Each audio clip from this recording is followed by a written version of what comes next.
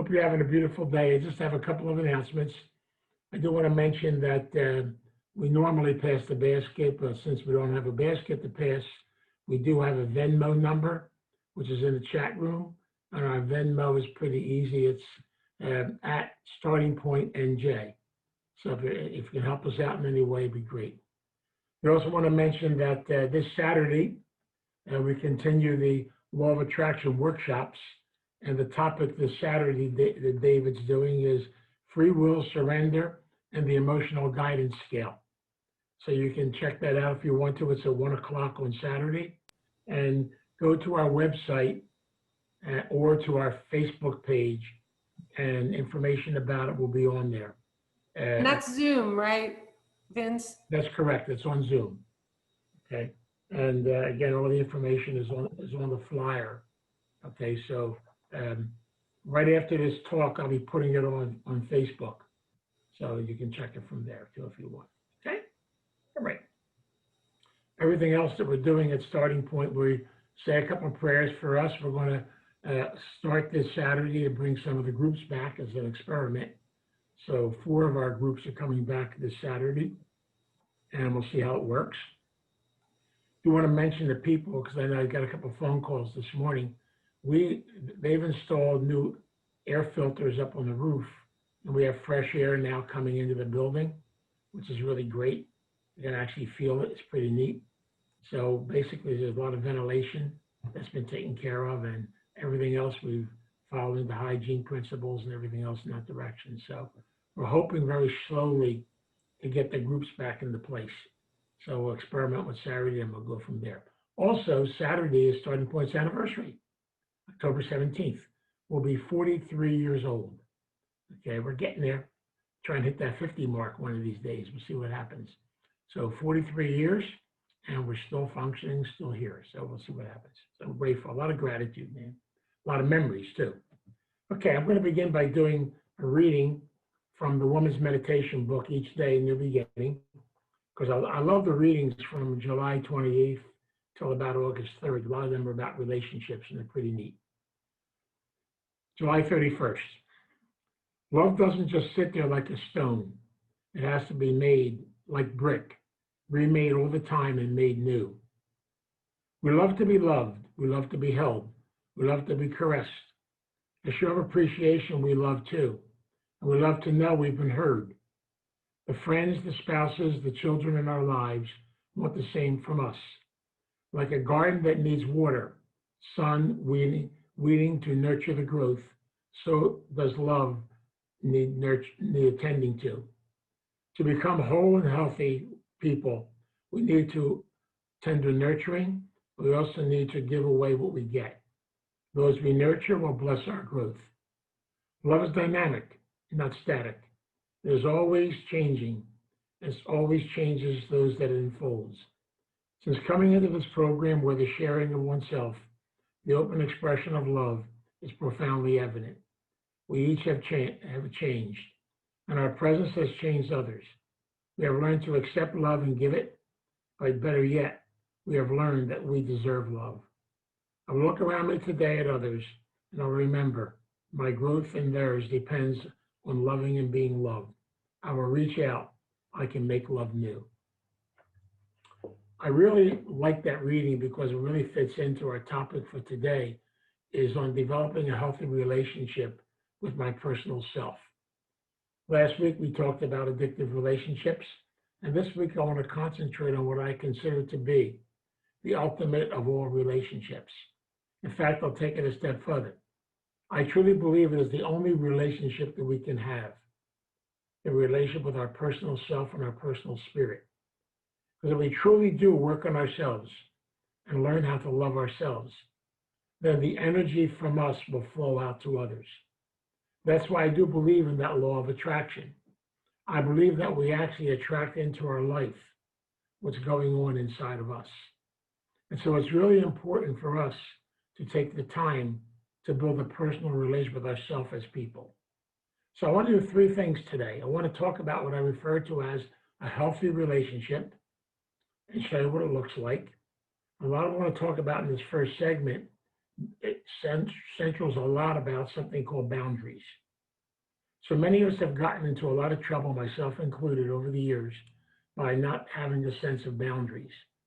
I know one of the things I made a big mistake of in many years of my life was over self-disclosing and then having to basically play that game of taking my foot out of my mouth. It doesn't taste too good, believe me. And so I've learned over the years the importance of setting boundaries. And so this diagram I want to share with you now is I'd like you to look at the concept of what a healthy relationship looks like. To do that, I want you to visualize something. Visualize a very small circle, and that circle is colored in. It's dense. I call it a stone. So visualize this stone, which is dense and kind of colored in. This circular stone represents us as a person. To be a healthy person, I normally have the following qualities. First of all, I have a sense of self. I know who I am and I accept who I am. I'm at peace with who I am as a person. So there's a sense of serenity about who I am. So I'm able to really take a look at that question, who am I, and be comfortable with it. Also, if you're healthy, you have a spirit, you have an energy. That spirit is what makes you different from everybody else.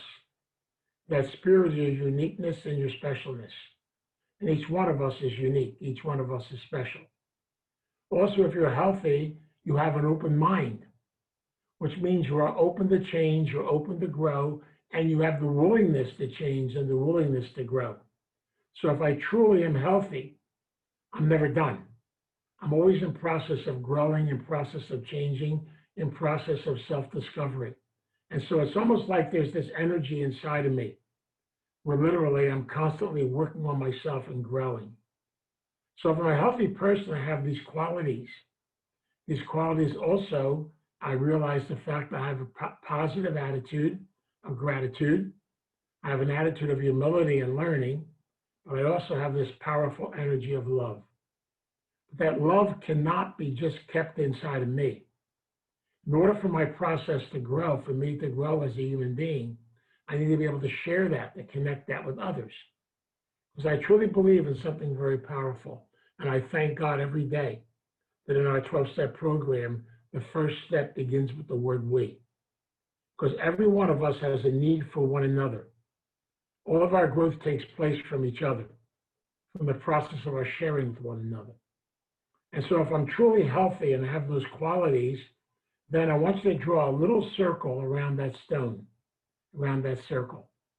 That little circle are people in our life referred to as significant others. If you're healthy, you normally have in your life 2 or 3 significant others. Notice I didn't say one. So if you only have one, you burn the sucker out. And that's why it's extremely important to have 2 or 3 people in your life. With these people, I feel totally safe. I feel comfortable. With them, I can be open. With them, I can share. With them, I feel connected. I feel bonded. These are very special people in our life. They're important because it means I'm not alone. I have people that are helping me in my growth process.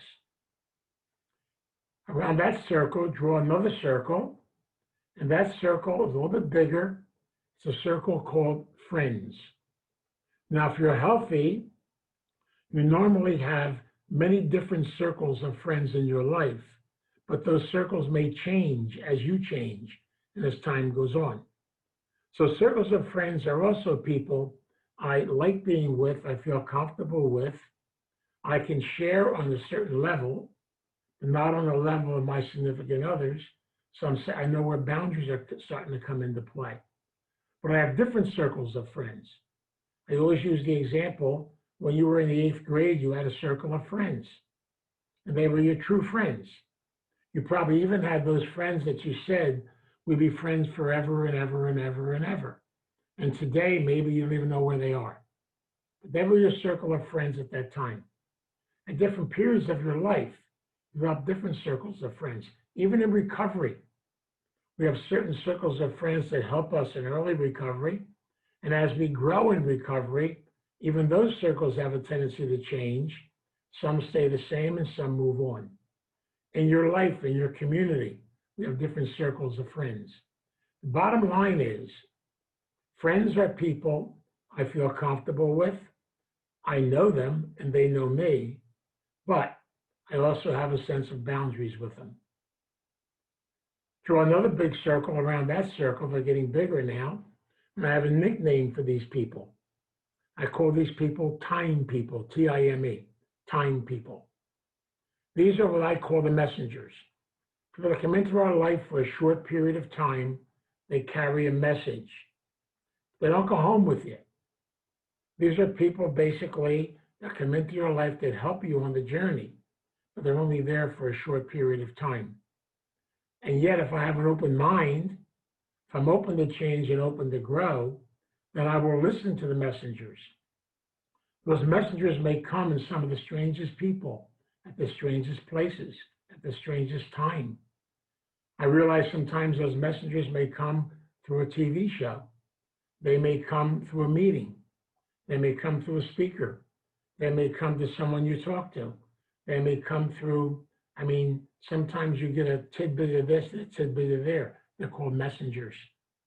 See, I truly believe in something. If you pray and ask every day for the higher power's help, then the higher power will send messengers into your life. And they will send them sometimes through the strangest people. It's amazing on my own journey. I realized so many times in working in the field of addiction in my early years, working with primarily street people and working in the prison systems, I really received a lot of powerful messages from people that were at the bottom, from people that were hurting. Very beautiful messages. In fact, I've learned over and over again to try to be open to every person I meet and see what I can learn from it. And so if I'm healthy, I have different circles of friends, but I know where they are, I know what they're all about. And also, I realize I have to be able to go to those time people, and that will help me develop my circle of friends too, develop me as a person. So time people are very important in your life. Time people are people that bring messages to you. The secret is open-minded, listen. The next circle is kind of big. And my nickname for these people are called acquaintances. Now, if you're healthy, you normally have, 100 acquaintances. People you say hello to, you say goodbye to. They don't really know you, you don't really know them. You might meet them on the job, you might meet them in different places, you might meet them at the grocery store, they may be your neighbor. But you learn after a while, acquaintances are just that, they're just acquaintances. So, you don't self-disclose with acquaintances. You fundamentally set your boundaries with them. I always told you the story. If you're walking down the street and your neighbor whom you don't really know, he knows you by name, and he says, "Hi, how are you?" Please don't do a fifth step with him and tell him everything about you and scare the poor guy to death and wonder why there's a for sale sign in front of his house the next day. And you wonder why he's hiding in a house when you come down the street.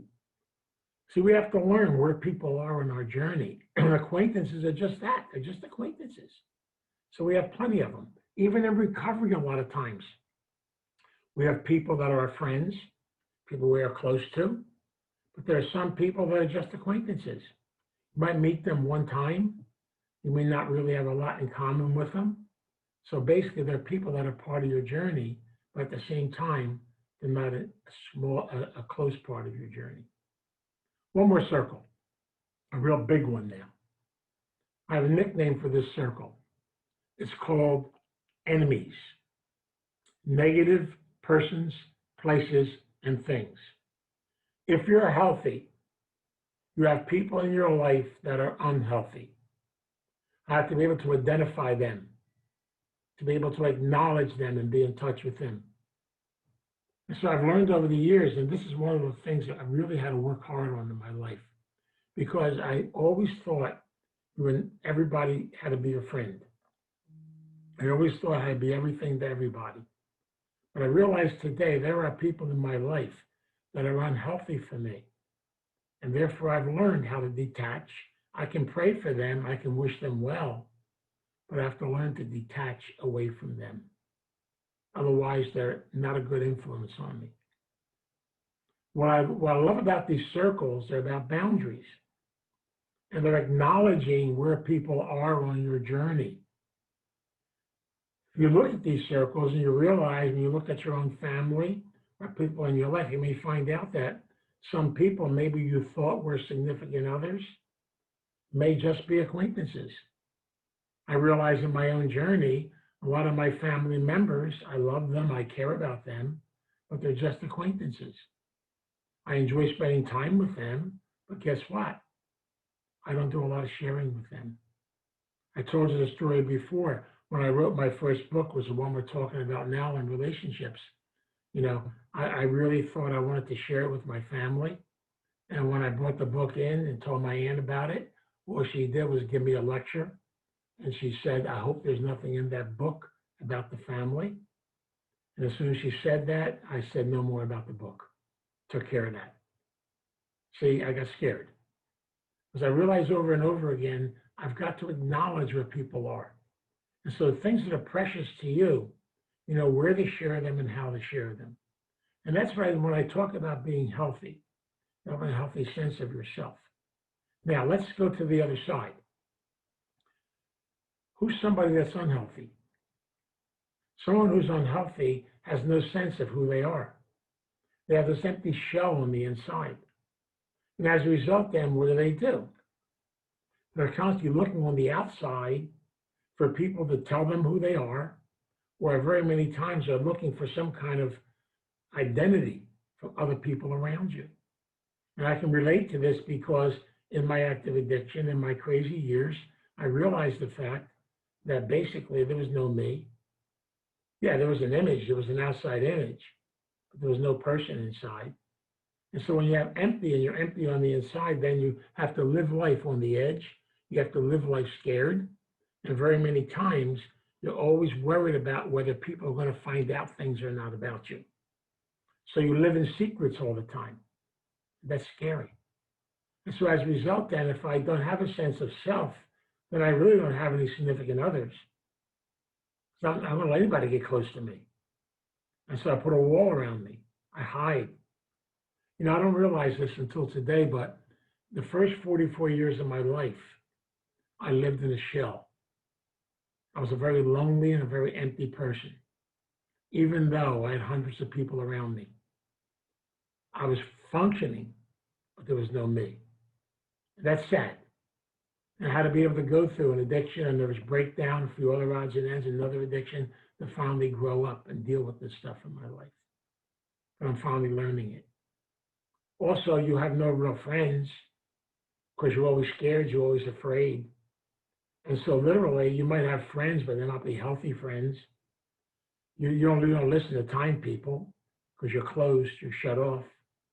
And again, basically, there are tons of acquaintances. You get everybody mixed up. Everybody's all over the place. So as a result, then, there's no sense of yourself as an individual. Now, how do we take somebody and get them into that concept of becoming healthy? One of the big things I want to emphasize today, which is really important, it goes back to the way our recovery programs were set up. I have learned, you've heard this from basic principles. For example, all growth takes place in a family system. The early founders of AA understood this. And that's one of the reasons why they took a very special concept. Back then, it was connected to the Oxford movement, I know. But the concept was that people should come together where nobody's really in charge. We're all equal. We learn to share with each other and connect with each other and support one another. And so we have that beautiful concept in the beginning, which is so important. And so we're learning now that most of my growth takes place when I can interact with other individuals and other people. I learn from them, they learn from me, we connect with one another. So we need to be able to be connected. And that's one of the reasons why in the recovery process, I love so much the way the 12 steps were put together, Because really, in reality, what are the steps? The steps are 12 simple, basic principles that will teach you self-love, self-awareness, self-discovery, a beautiful sense of yourself as a person. And watch how it works. The early founders, whether they knew it or not, sometimes I wonder if they put this together because God was telling them to put it together. But the early founders, when they set the steps up, they noticed something. 11 of the steps are for us to work on ourselves. Let me say that again. The first 11 steps in this program are for us to work on us. Doesn't say a thing in there about working on somebody else. And what's so beautiful about it is it says, having done your work, having gone through a growth process, having learned things about yourself, then share them with others. But make sure you have something to share before you share it. And I've learned over the years that if I really work on the inside, I fill my soul, put things inside, then the energy from me will go out to others. So I can actually carry a message to other people by the simple ways you live your life. It could be saying something good to somebody else, acknowledging another human being, being open to the process of life that we have, and realizing the fact that we're always in that process of growing and learning. So what I've learned over the years is the steps in the program are a powerful, powerful tool that will help us to look at ourselves, learn from the situations in our life, and do a lot of growing. So the steps teach me what I call the spiritual principles. And I learned this, and I'm going to go back and kind of share a story I've shared many times in my own journey and my own life, and I'm grateful today for it. You know, one of the things I'm very grateful for in my life is the fact that I had a nervous breakdown. That may sound strange, but I'm grateful. Grateful because I met a very special person when I was in the hospital. And that doctor said to me something that would change my life forever, but I didn't know it yet. You know how we got seeds planted inside of us? We don't find out till later on what they really are. And what he said to me was basically something I could not understand at the time. He said, Vince, you are spiritually dead. You have no idea who you are. You have no sense of yourself at all. And as a result, you're living externally, not internally. Even though you have a profession, I was a priest at the time, you have an outfit. Outside you look good, and you're very active. But you got to stand still. Make time for you to look at yourself on the inside. Well, the insanity of that is I basically got that seed planted by that wonderful doctor. I wish I still could remember his name, but I don't. But I thank God every day and say a prayer for him every day. It only took me from 1973, when I left the hospital, till 1985 to activate that message. Why? I'm no different than many of you. How to go out and beat myself up some more, get some more scars, go through some more trauma, go into another addiction, my eating disorder, basically beat myself up like crazy until I got, like we say in the program, I got sick and tired of being sick and tired. And again, I'm grateful for the messengers God sent into my life, because one time when I actually just said in prayer, I said, God, I don't know what the hell I'm doing.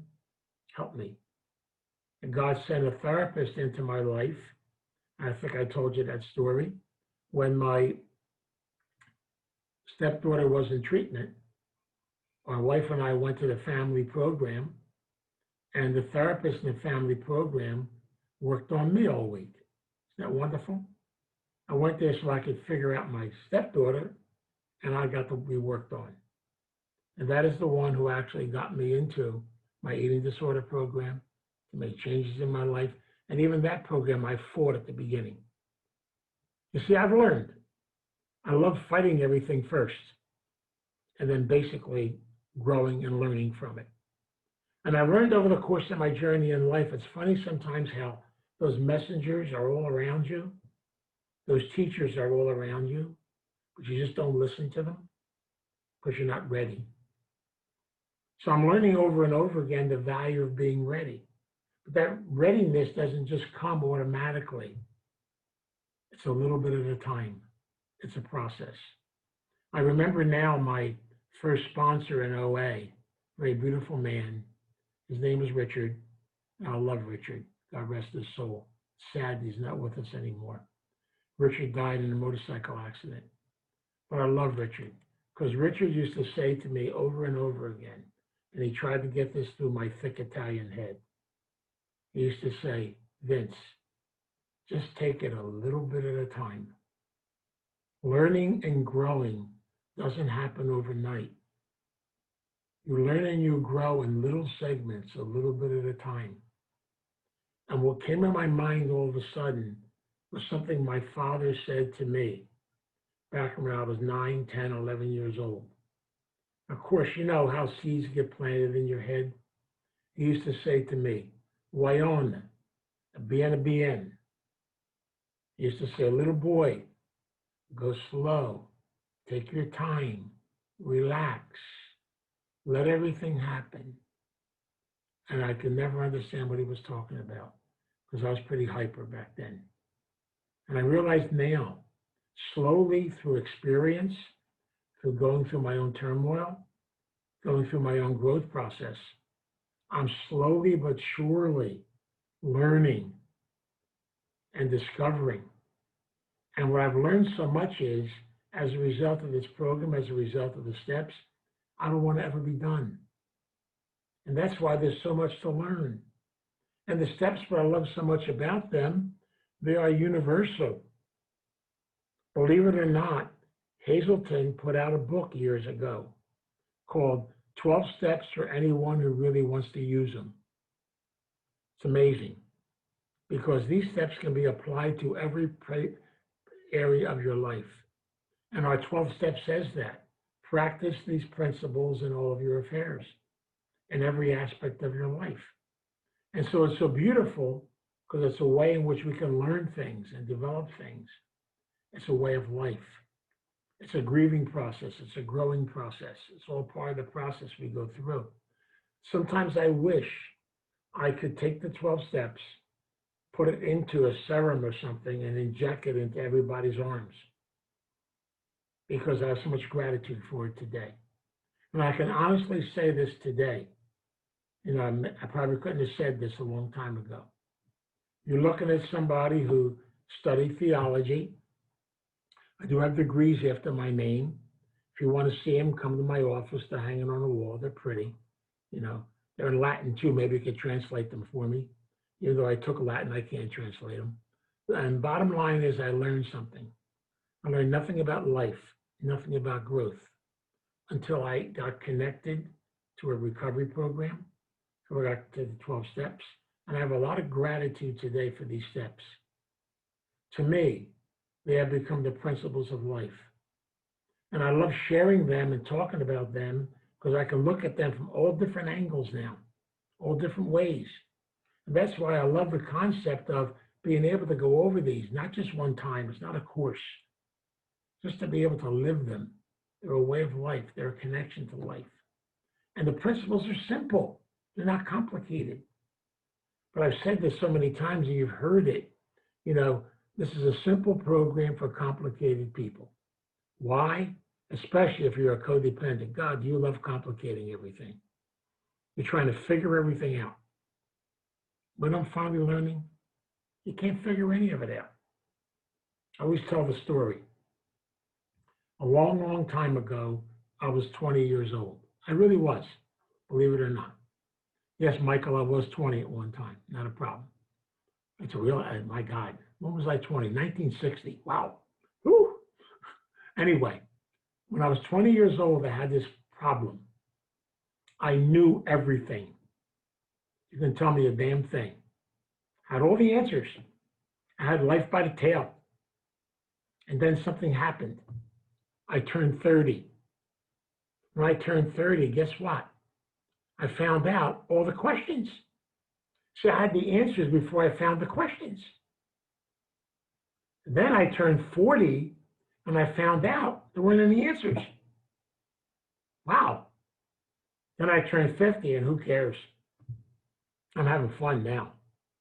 Then I turned 60, let it all hang out. Then I go to 70. Now I'm in it. Now I just turned 80. Boy, wow. Now you can really have fun. Because now you realize the fact life is to be lived, not to be figured out, not to be analyzed, not to try to find this. Every one of us in this lecture today has experiences. We've all gone through different things in the course of our journey in life. Congratulations. Those experiences, as they tell us in the program, will one day become your strength if you have the courage to look at them. And that's why I say this over and over again. The ultimate relationship that we have in life is the one that we have with ourselves. Because as I grow and as I learn, I actually become healthier, I become stronger, I discover things, and maybe your body, sure, it's going to grow old. Congratulations. I often said, as you get older, you get a few leaks here and there, things start to happen.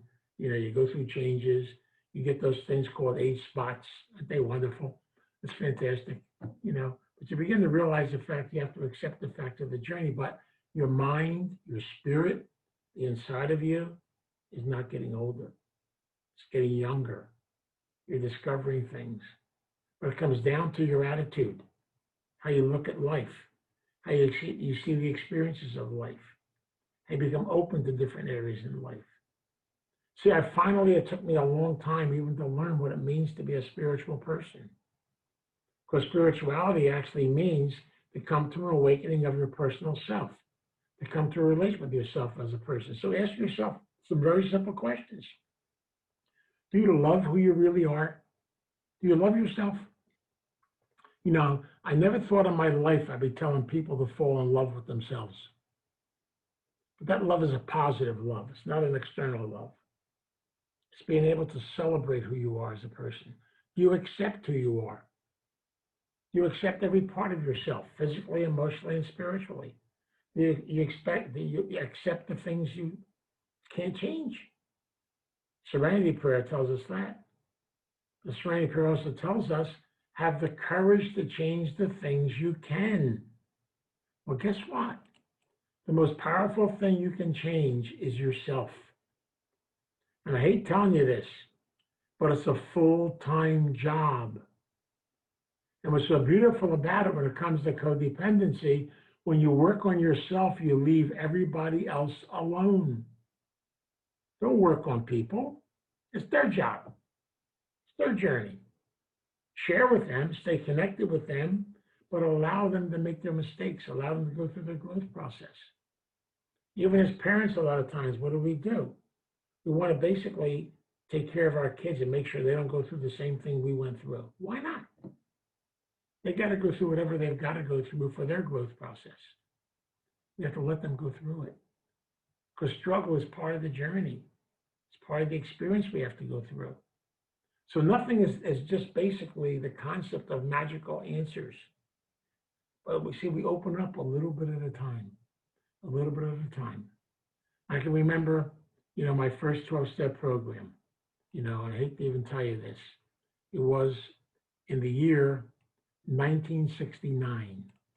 I was 29 years old, and I went to a meeting, not because I wanted to go, but because God sent this messenger. A guy named Morgan, whom I love, came to the door of my rectory. He knew what was going on in the rectory. He knocked on the door, because I was living with an alcoholic pastor at the time, and he said, "Come with me, Vince." I said, "Where are we going?" He said, "None of your business. Come with me." I love those kind of messengers. Because back in those days, I say yes to anything. So I did. I got in the car. I said, "Where are we going?" He said, "Just come with me." He took me to an Al-Anon meeting. First meeting I ever went to. And I kept asking those people questions at the meeting. They kept telling me, "Shh, be quiet." I kept asking questions. The question I want to know is, do you have the formula for me to fix my pastor? And they kept telling me this strange message. They kept telling me, you need to work on yourself. See, to me, that was Greek back then. I didn't totally understand it. I kept telling them I didn't have any problems, see. I had my act all together. It was him, not me. As a result, then, it took me a while to get those messages through.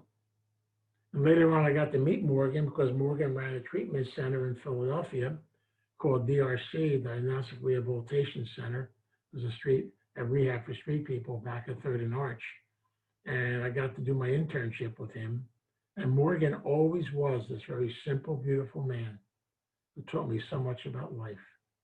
You know, I can go on and on and on about the teachers, the messengers, how they come into your life. And at first you don't listen, but they do something very powerful. They plant a seed. And maybe later on that seed comes alive, a little bit at a time. That's why I love the concept. You know, I got to do to the best of my ability, have the willingness and the openness to change, to grow, and not to stand still, to be on this wonderful life adventure of being able to discover who you are. And that's where I have to learn how to respect, how to honor myself as a person, and then how to care for myself as an individual. See, I put the three things together. If I truly take care of my body, work on my emotional self, and not stuff stuff in like I did for years, and work on my spiritual journey. If I have this threefold process of life, then growth will constantly take place inside of you. We have setbacks? I hope so. We always do. In fact, a good friend of mine used to say recovery is taking 10 steps forward and 8 backwards. It means you made progress. And that's what it's all about, a little bit at a time. So today I have a lot of gratitude for all the teachers, from my father, from my mother, from the people that came into my journey, all the people I've met over the years, you know, to all of you, the people I've met we're still meeting in the rooms now, my 2 meetings, my home group on Monday and my other group on tonight, which will be this afternoon. I love all these connections because I realize over and over again, these are my family. This is my principles, my family. I mean, I'm so grateful. I have 3 families today. I got my recovery family, my wife's family, and my blood family. And now I got another family, my work family. I got all kinds of wonderful people in my life. And God has given me the grace to be able to work in this field. So I'm around recovering people all day long. But you know what's so crazy about that? You can work in this field and be around recovering people all day long and never truly get the message. I did that for a long period of time. Now, every person comes in that room is a messenger. People I experience are messengers. You know what I love about God? Even though I have this thing called codependency, you know, because I have to have everything scheduled, but even God has this wonderful way of screwing my day up. Isn't that wonderful? I love it. It always has to change. So change is a powerful process. It's scary, but it's beautiful at the same time. And so what I'm saying today is the most important thing we work on is a sense of ourself as a person. Now, what I want to do is, if you truly do work on yourself, then you will attract into your life people to share that with. Everything works by that law of attraction. And that's why next week, when we do the 3rd lecture in the series, I want to talk about how do I develop a healthy relationship with others? Because I really believe that's necessary. Because to truly grow as a person, for that love energy inside of you to grow, you need to be interconnected with other people. And that's where it gets shared and it gets connected. And it's part of the journey. And so we learn after a while how important people are on our journey and be open to that process. And so I guess in conclusion, before I say my prayer, is take some time to look in the mirror and realize the most important person on the face of this earth is in that mirror. You are the most beautiful human being in the course of the journey in your life. And remember, God created us, put us on this earth. Try to be open to keep growing, keep learning. And every person that comes into your life, every person you meet is a new teacher. Try to be open to them. You may even have somebody come into your life that's going to drive you crazy. Maybe they're there to teach you patience and tolerance. There's always something involved in it somewhere. And so in the spirit of working on ourselves and looking at ourselves, let's take a moment now and share a prayer. God, we come before you as a family that is open, a family that is trying to grow, a family that tries to teach us the beautiful things about life. Thank you, God, for all the teachers you send into our life. Help me and help all of us, God, every day to ask for your help, to ask for your guidance, to look through the eyes of gratitude and ask that if we truly ask you for your help, then you will send messengers into our life. You'll send teachers. But we have to ask. And I've learned over and over again to be able to ask is to grow. You know, old saying, you said it yourself, seeking you shall find. Have a sense of faith. God, I am so grateful today for all the people on my journey. I'm grateful for the people that are here today with me. I'm grateful for all those I've met over the course of my journey in life. And every day I say a prayer for all those people that have come before me. You know, every day when I'm at starting point, I try to walk into the lecture hall and look at the wall, the memorial wall. All those names, those people that are part of the journey. I thank God for them every day. I pray for them every day, for they're part of my family. So thank you, God, for the past. Thank you for all the things you have taught us. Teach me to be open to wherever you're going to send me in the future. Teach me to be open to your journey and your love. But teach me above all to be open to listen to the messengers, to the teachers that come into our life. But above all, God, teach me the gift of patience, the gift of inside to be open and know where people are on my journey. So thank you for your guidance. Thank you for your love. And thank you for your support. And we ask for this, and we ask this in God's name. Amen. And I'm going to ask if you'll unmute yourself, and we'll close with the we version of the Serenity Prayer. God, grant me the serenity to accept the things I cannot change, the courage to change the things I can, and the wisdom to know the difference. God's will, not mine, be done.